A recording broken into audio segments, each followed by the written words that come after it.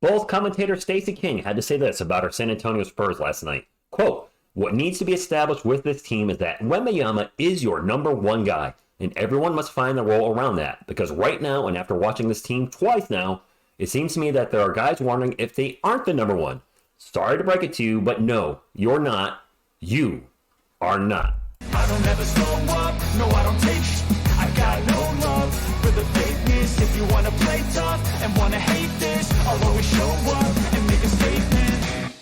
What is up, San Antonio Spurs fans? Welcome to TSR Sports, and this is a video I've been kind of trying to avoid doing on the channel. We've talked about it a little bit on the live streams during the games, but last night was just egregious at times. And I feel like we finally have to talk about the fact that our guys, and it's not just Jeremy Sohan for the record, he's on the thumbnail, but it's not just him, although he seems to be the one that's out there the most. Our guys just aren't passing to Wemby when he's open. And when you see other teams' commentators talking about it, and I'm seeing it more left and right, I just feel like we have to address it. So Spurs fans, let me know in the comments down below, are we overreacting, or are our guys not passing to Wemby? Maybe even intentionally. Very curious on your thoughts about this, what you've been seeing this season. Let me know in the comments down below. Hit that thumbs up if you like to support the channel, and subscribe to become part of our wonderful sports community. I also want to touch on something LG Ellis of Spurs Talk said in his game review this morning. Quote, unfortunately, though, he couldn't pass the ball to himself. His teammates were missing him over and over and over again. Wembanyama could have had a lot more scoring success against the Bulls if his teammates weren't so terrible at feeding their big man. I respect LG Ellis of Spurs Talk. He does a review of every game, works very hard, and he gets to see the games a little differently than I can, more of an analytical view where when I'm watching them, I'm live with you guys, and I'm looking at the chat, I'm looking at the scoreboard, maybe I'm looking at my girlfriend, whatever it may be. I have a lot of distractions during the game, but you guys don't. He doesn't. And more and more I'm seeing you guys, either in the comments or on the Facebook pages, talking about how they're just not passing it to Wemby, and how do they keep missing a guy that is 7'4"? It's not like he's a 6-foot guy running around among, giants. He's 7'4", he towers over everybody. This is on the players, this is on the coaching staff, and it needs to be fixed as soon as possible. Why, you may say? Well, I saw this article on Pounding the Rock this morning, and they had to say this about last night's game. Victor Wembanyama was dominant on defense and showed off his passing on this one, but scored just 7 points in 8 shots. It was his lowest scoring game of the season, and the big man was clearly not happy about it, as he was demonstrative in his frustration when his teammates couldn't find him. The bad body language only lasted for a few seconds before he returned to normal, so it's probably not something to worry about. Yes, it is. It's early in his career, yes, and maybe too early to hit the panic button, Spurs fans, but it's early. Fix this now before it becomes a bigger issue. We don't want him to have a miserable 4 years in San Antonio, and then he leaves and he becomes Kawhi Leonard 2.0. The Spurs need to be proactive and not reactive in fixing this issue. We don't want any type of resentment, animosity to slowly build, but I am seeing Jeremy Sohan's name come up a lot of ignoring or not looking. There was a quote, and I don't know if it's accurate or not, but somebody had posted on the Facebook that one of the announcers said, looks like Jeremy Sohan's intentionally not passing to Wemby. I hope that was a troll, and that's not what our announcer said last night. Whether it was a Bulls announcer or one of our guys, I think Sean Elliott's been very critical of the Spurs not finding Wemby, and it's very concerning. This is the guy that's used to winning, and he is the guy. Whether Keldon Johnson doesn't like it, or Jeremy Sohan, or Devin Vassell, Wemby is our guy. He's a number 1 draft pick for a reason.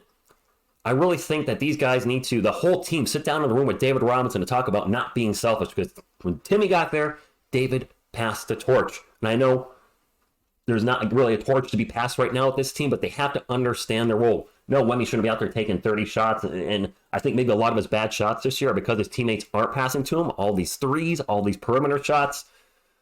Something needs to change. This man is far too talented and showing incredible things at the age of 19 to have him be frustrated on this team. There's already the 18-game losing streak that's been part of this season.